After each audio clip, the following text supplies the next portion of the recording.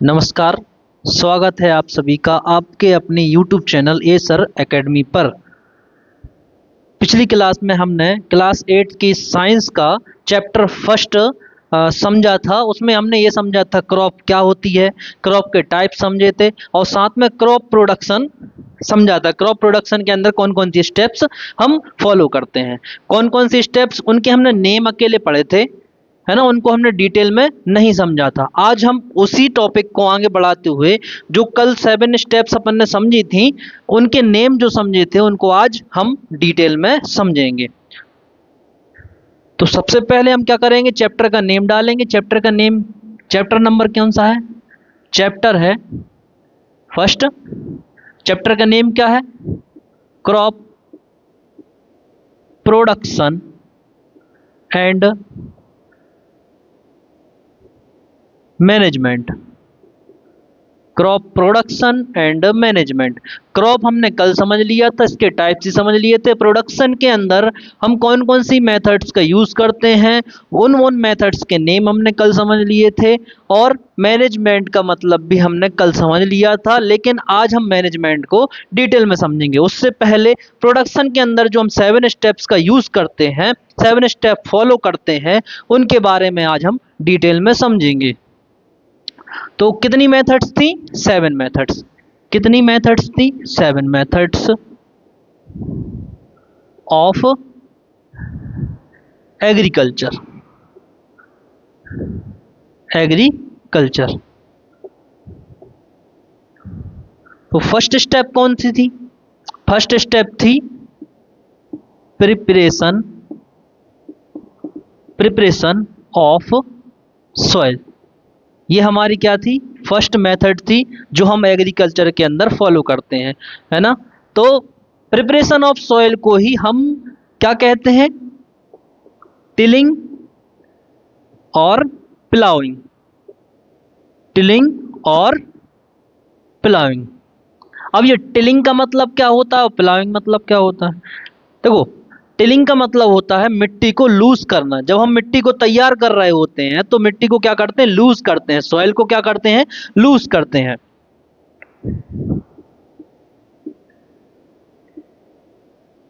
क्या करते हैं, लूज करते हैं सॉइल को, ठीक है। और लूज करने के लिए हम कौन सी मशीन का यूज करते हैं, लूज करने के लिए, मिट्टी को लूज करने के लिए हम कौन सी मशीन का यूज करते हैं, उस मशीन का नाम होता है प्लाऊ। उस मशीन का नाम क्या होता है, प्लाऊ, ठीक है। प्लाऊ मशीन से हम क्या करते हैं, टिलिंग या फिर प्लाउइंग की जाती है। Tilling and ploughing are done by the machine is plough, है ना। अब देखो, यहाँ पर मिट्टी को लूज करने की जरूरत क्यों पड़ती है। मिट्टी को लूज करने की जरूरत हमें इसलिए पड़ती है ताकि जब हम क्रॉप का प्रोडक्शन करेंगे, मतलब जो फसल है उसको उगाएंगे, तो उसके जो प्लांट होते हैं उनकी जो रूट्स होती हैं वो प्रॉपर तरीके से मिट्टी के अंदर तक जा सकें। अंदर तक जाएंगी तो प्रॉपर तरीके से क्या ले सकेंगे, न्यूट्रिएंट्स ले सकेंगे। न्यूट्रिएंट्स मतलब पोषक तत्व। जैसे हमारी बॉडी के लिए किसकी जरूरत होती है, एनर्जी की जरूरत होती है। और हम एनर्जी कहाँ से लेते हैं, हम एनर्जी लेते हैं जो खाना खाते हैं उससे मिलते हैं हमें न्यूट्रिएंट्स। सेम इसी तरीके से प्लांट को भी क्या चाहिए होते हैं, न्यूट्रिएंट्स चाहिए होते हैं। क्या चाहिए होते हैं, न्यूट्रिएंट्स। वो कहाँ से मिलते हैं, मिट्टी से मिट्टी से मिलते हैं। कहाँ से, मिट्टी से। लेकिन कब, जब उनकी रूट्स कहाँ तक जाएंगी, मिट्टी के ज़्यादा डीप तक जाएंगी, तब उनको क्या मिल पाएंगे, अच्छे तरीके से न्यूट्रिएंट मिल पाएंगे। लेकिन मिट्टी अगर हार्ड रहेगी, क्या रहेगी, सॉइल अगर हार्ड रहेगी तो जो रूट्स हैं वो प्रॉपर तरीके से नीचे नहीं जा सकती, और नहीं जाएंगी तो जो क्रॉप रहेगी हमारी वो भी प्रॉपर तरीके से ग्रो नहीं करेगी। इसलिए हमें मिट्टी को क्या करना पड़ता है, लूज करना पड़ता है। और मिट्टी को लूज करने की जो प्रोसेस होती है उसको क्या कहते हैं, टिलिंग एंड प्लाउइंग। और टिलिंग और प्लाउइंग कौन सी मशीन से की जाती है, वो मशीन का नाम होता है प्लाऊ। उस मशीन का नाम क्या होता है, प्लाऊ।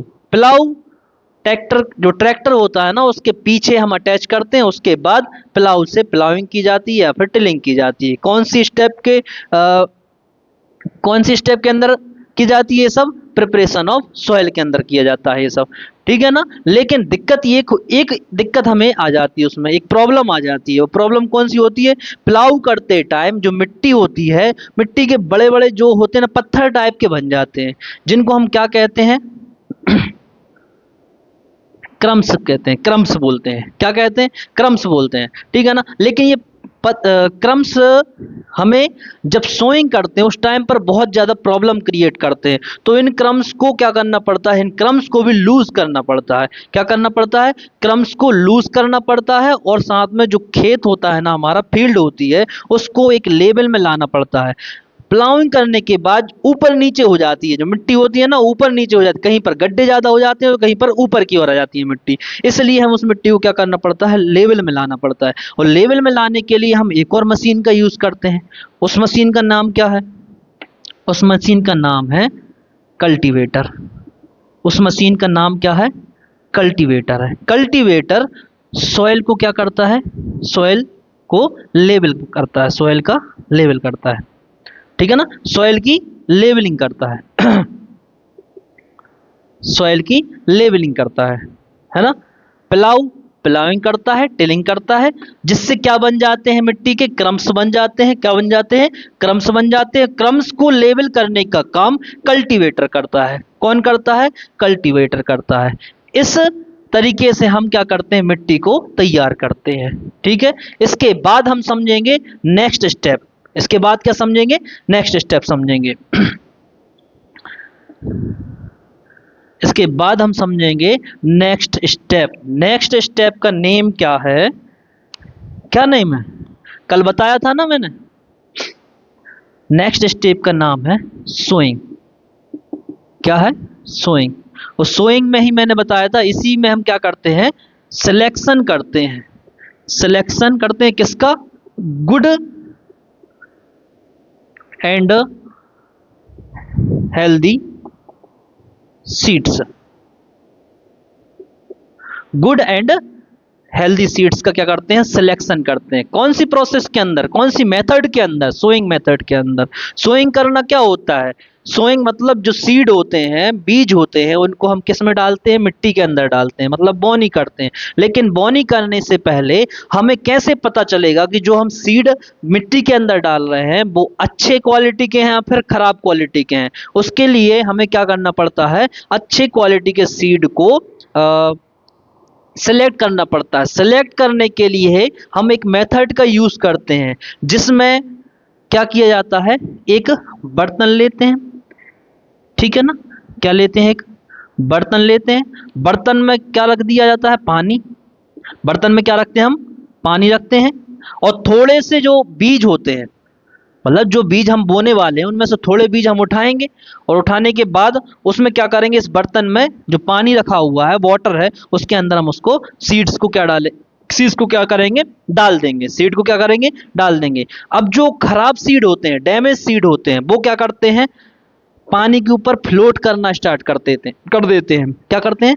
पानी के ऊपर फ्लोट करना स्टार्ट कर देते हैं। क्यों करते हैं? क्योंकि जो डैमेज सीड होते हैं वो अंदर से कैसे होते हैं? खोखले होते हैं, हॉलो होते हैं। कैसे होते हैं? हॉलो। तो इसलिए जो खराब सीड होंगे वो पानी की ऊपर की जो लेयर है, वाटर की सरफेस है, वहां पर क्या करेंगे? फ्लोट करना स्टार्ट कर देंगे। और जो गुड क्वालिटी के सीड होंगे वो क्या कर जाएंगे? पानी के अंदर सिंक कर जाएंगे। पानी के अंदर क्या कर जाएंगे? सिंक मतलब डूब जाएंगे, है ना। जो डैमेज सीड होंगे वो क्या हो जाएंगे? फ्लोट होंगे। डैमेज सीड क्या होंगे? फ्लोट होंगे। और गुड क्वालिटी के सीड क्या हो जाएंगे? पानी के अंदर सिंक हो जाएंगे, है ना। इतनी बात समझ में आ गई। इसके बाद हम क्या करेंगे? बोनी करेंगे। बोनी करने के लिए, ये बात आपको शायद अच्छे से समझ में आ गई होगी। अब हमने क्या कर लिया? सिलेक्शन कर लिया गुड क्वालिटी के सीड्स का। अब हम करेंगे क्या? बोनी करेंगे। बोनी करने के लिए पहले के टाइम पर फनल सिस्टम यूज़ किया जाता था। एक चुंगी वगैरह होती थी, उसमें क्या करते थे? बहुत सारे सीड डालते थे, और सीड एक लाइन में खेत के ऊपर बिछते जाते थे, खेत के अंदर डलते जाते थे। लेकिन होता क्या था? वो सीड मिट्टी के अंदर अच्छे तरीके से अंदर नहीं जा पाते थे। मिट्टी के अंदर अच्छे तरीके से नहीं जा पाते, जिस कारण से कभी कभी जो बर्ड्स होते हैं, चिड़िया होती हैं ना, वो क्या करती हैं? सीड्स को खा जाती हैं। और कुछ सीड्स अच्छे से जर्मिनेट ही नहीं कर पाते हैं। जर्मिनेट मतलब उनमें से अच्छे से रूट्स नहीं आ पाती, है ना। लेकिन प्रेजेंट के टाइम में, मॉडर्न एज में, हम एक मशीन का यूज करते हैं, जिसका नाम क्या है? उस मशीन का नाम क्या है?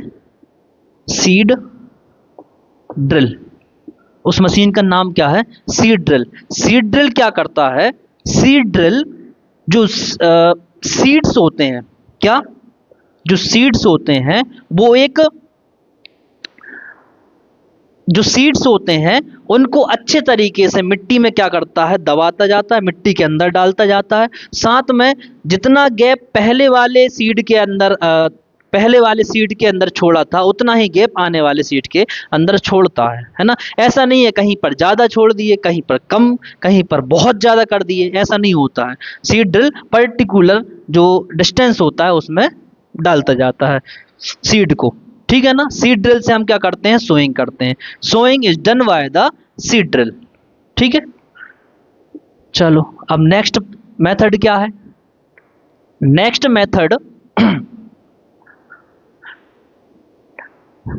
मेथड का नाम क्या था? थर्ड क्या थी? Adding manure and fertiliser. Manure and fertilisers. अब मैन्योर और फर्टिलाइजर क्या है? ये मैन्योर और फर्टिलाइजर होते हैं खाद। अब हमें खाद की जरूरत क्यों पड़ती है? रेगुलर क्रॉप का प्रोडक्शन करने की वजह से, जो सॉइल होती है उसके अंदर न्यूट्रिएंट्स क्या हो जाते हैं? कम हो जाते हैं। क्या होते हैं? न्यूट्रिएंट्स कम हो जाते हैं। इसलिए हम न्यूट्रिएंट्स को बढ़ाने के लिए उनकी क्वांटिटी को बढ़ाने के लिए हम मिट्टी के अंदर, सॉइल के अंदर मैन्योर और फर्टिलाइजर को ऐड करते हैं। क्या करते हैं? मैन्योर और फर्टिलाइजर को ऐड करते हैं। आ गई बात समझ में? अब यहाँ पर एक क्वेश्चन आता है कि मैन्योर और फर्टिलाइजर में क्या डिफरेंस है? मैन्योर और फर्टिलाइजर में क्या डिफरेंस है? मैन्योर एक नेचुरल सब्सटेंस है, मैन्योर एक नेचुरल सब्सटेंस है, और फर्टिलाइजर एक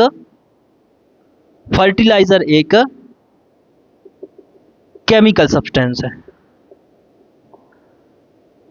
क्या है? एक केमिकल सब्सटेंस है, ठीक है ना। अब दोनों को हम बनाते कैसे हैं? बनाया सिर्फ फर्टिलाइजर को जाता है, फर्टिलाइजर को हम खुद बनाते हैं, लेकिन मैन्योर नेचुरल तरीके से बनता है। कैसे बनता है? Manure are obtained by the decomposition of cattle dung and plant residues.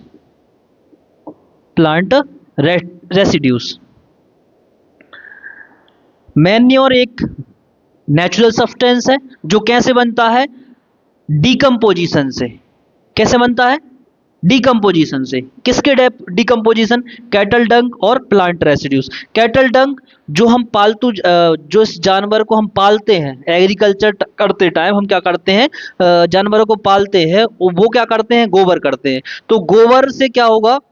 हम उसी गोबर को एक खुले एरिया में क्या करेंगे? खुले एरिया में उसका ढेर लगाते जाएंगे। साथ में जो प्लांट होते हैं, प्लांट की सूखी पत्तियां वगैरह होती हैं, सूखा चारा वगैरह होता है, और ऐसा चारा जो जानवरों ने नहीं खाया हो उसको हम क्या करेंगे? एक ढेर लगाते जाएंगे। कुछ टाइम के बाद जो कैटल डंग है और प्लांट रेसिड्यूज हैं वो डिकम्पोज होना स्टार्ट हो जाएंगे, और डिकम्पोज होने के बाद मैन्योर बना लेंगे। क्या बना लेंगे? मैन्योर बना लेंगे। लेकिन फर्टिलाइजर क्या होता है? फर्टिलाइजर एक केमिकल सब्सटेंस है। फर्टिलाइजर एक केमिकल सब्सटेंस है जो कहां पर बनाया जाता है? Prepare in factories. जो कहां पर बनाया जाता है? फैक्ट्रीज में बनाते हैं, ठीक है। कौन बनाता है? मैन मेड, मतलब ह्यूमंस बनाते हैं। क्या है? मैन मेड, ठीक है ना। इतनी बात समझ में आ गई। अब जो मैन्योर होता है, मैन्योर के अंदर एक न्यूट्रिएंट बहुत ज़्यादा पाया जाता है, लेकिन जो न्यूट्रिएंट है वो नेचुरल तरीके से बनता है। ऐसा नहीं है कि उसको हम बना सकते हैं। फर्टिलाइजर में जो न्यूट्रिएंट्स, पर्टिकुलर न्यूट्रिएंट्स डाले जाते हैं वो केमिकल्स होते हैं। कौन क्या होते हैं? वो केमिकल्स होते हैं। लेकिन मैन्योर के अंदर एक नेचुरल सब्सटेंस होता है, नेचुरल न्यूट्रिएंट होता है, वो उसका नेम क्या है? उसका नेम है हुमस। उसका नेम क्या है? हुमस। हुमस एक नेचुरल न्यूट्रिएंट है जो प्लांट की ग्रोथ के लिए बहुत ज़्यादा हेल्पफुल होता है। प्लांट की ग्रोथ के लिए बहुत ज़्यादा हेल्पफुल होता है। लेकिन फर्टिलाइजर के अंदर कोई भी ह्यूमस नहीं होता है। फर्टिलाइजर के अंदर कोई भी ह्यूमस नहीं होता है, नो ह्यूमस। ठीक है। लेकिन पर्टिकुलर न्यूट्रिएंट्स होते हैं। क्यों? क्योंकि जो इंसान खुद बना रहा है तो वो पर्टिकुलर वो न्यूट्रिएंट्स डाल सकता है जिससे प्लांट की ज़्यादा ग्रोथ होती हो। जैसे कि nitrogen, nitrogen, potassium, potassium and phosphorus, and phosphorus. ये क्या है? पर्टिकुलर न्यूट्रिएंट्स हैं जो फर्टिलाइजर के अंदर होते हैं। क्यों होते हैं? क्योंकि ये मैन मेड सब्सटेंस होता है। लेकिन मैन्योर क्या है? एक नेचुरल सब्सटेंस है, इसके अंदर नेचुरल न्यूट्रिएंट होगा, वो क्या है? ह्यूमस है। इतनी बात समझ में आ गई? चलो अब इसके बाद नेक्स्ट स्टेप देखेंगे। नेक्स्ट स्टेप क्या है? नेक्स्ट स्टेप क्या है? कल पढ़ा था ना अपन ने, 7 स्टेप्स के नेम जाने थे, तो बताओ।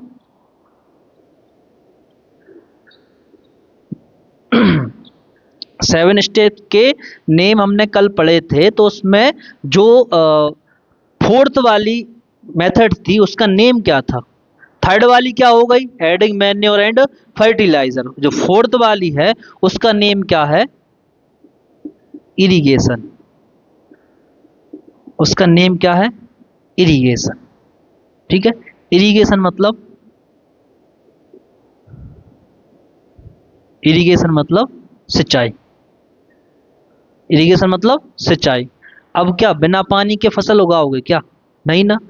फसल उगा रहे हैं तो उसको किसकी जरूरत है? पानी की भी जरूरत है। न्यूट्रिएंट्स तो हमने दे दिए, अब क्या देना है उसको? वाटर देना है।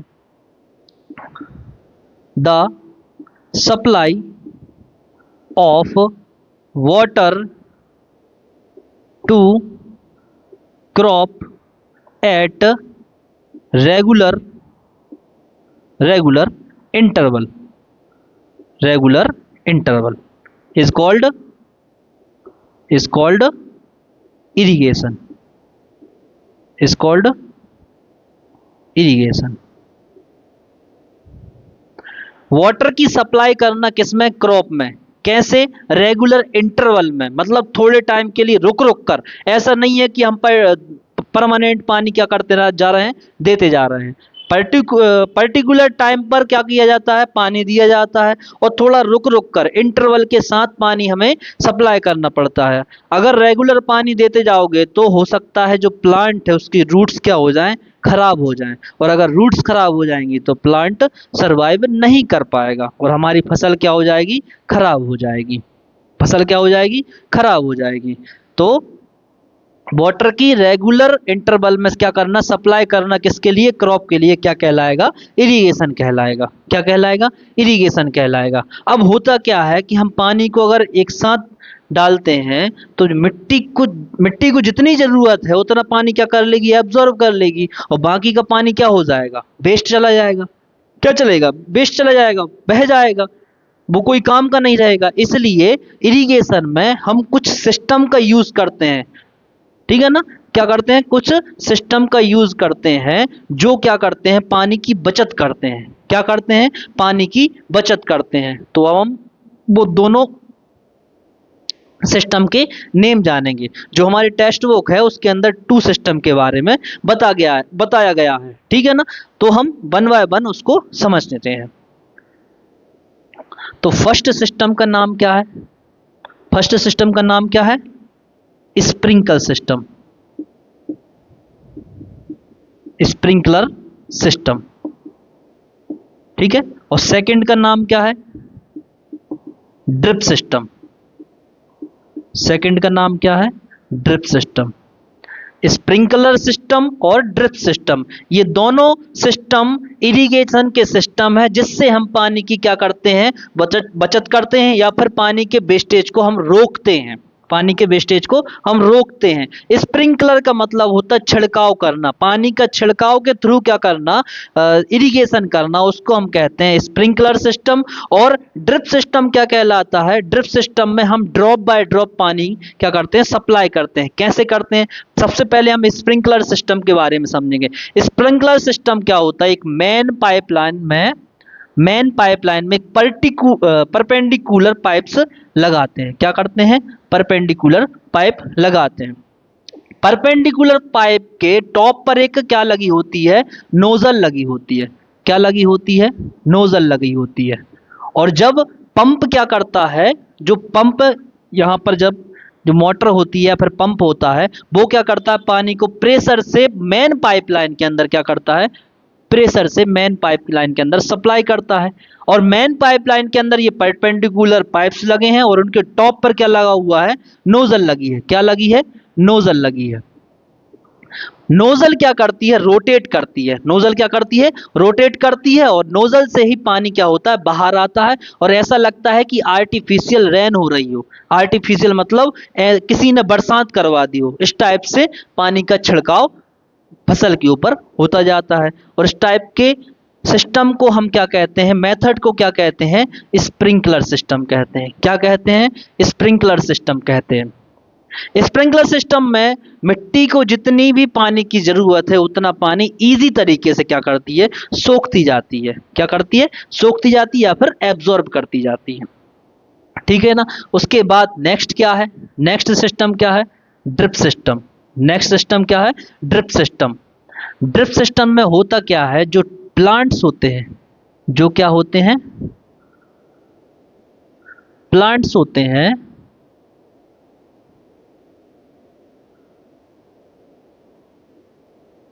क्या होते हैं, प्लांट्स होते हैं, उनकी जो रूट्स होती हैं, उनकी जो रूट्स होती हैं उनमें पाइपलाइन बिछा देते हैं। एक पाइपलाइन क्या करते हैं, बिछा देते हैं।